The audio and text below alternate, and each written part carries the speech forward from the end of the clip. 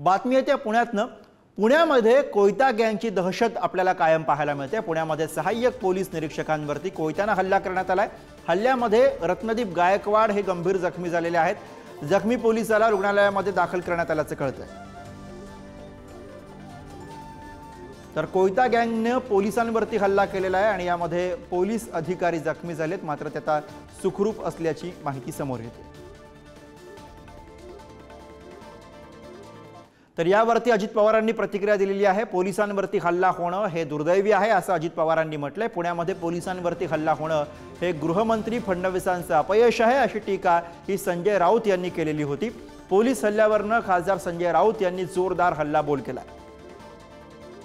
कधी पण कोणी कायदा हातात घेण्याचा प्रयत्न करू, पोलीस हे कायदा सुव्यवस्था चांगली ठेवण्याचा प्रयत्न करत असतात, परंतु ही जी घटना आहे ती अतिशय दुर्दैवी आहे आणि त्याच्यात ज्यांनी कोणी हे कृत्य केलेलं असेल त्याला कुठल्याही प्रकारे कडक मधले कडक कारवाई त्या ठिकाणी केली जाईल। अजिबात त्याची हायगाई केली जाणार नाही, कारण पोलिसांचा आदरयुक्त दबदबा समाजामध्ये असला पाहिजे।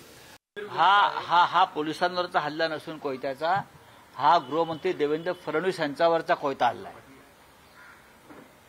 गृहमंत्री देवेंद्र फडणवीस त्यांची कायदा आणि सुव्यवस्था कशी माती खाते आहे महाराष्ट्रामध्ये, पोलिसांवर हल्ले होत आहेत कोयत्याने। हा देवेंद्र फडणवीस यांच्यावरचा हल्ला आहे। फडणवीसांनी राजीनामा दिला पाहिजे। त्यांचे पोलीस सुरक्षित नाही आहेत आणि ते आमच्या सुरक्षेच्या गप्पा मारतायत।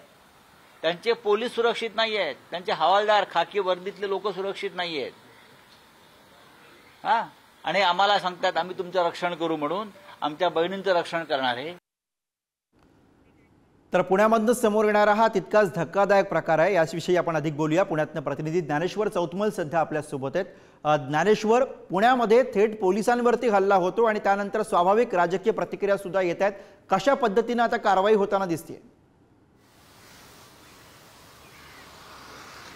हा अत्यंत धक्कादायक प्रकार आहे। म्हणजे कोयता गँगचा हैदोस पुण्यात आपण पाहिला, गाड्यांची तोडफोड असेल, सर्वसामान्य नागरिकांवर हल्ले असतील, आता पोलीस अधिकाऱ्यांवर अशा पद्धतीनं कोयत्यानं हल्ले होणं हे म्हणजे सगळ्यांना अचंबित करणार आहे, संताप आणणारा आहे।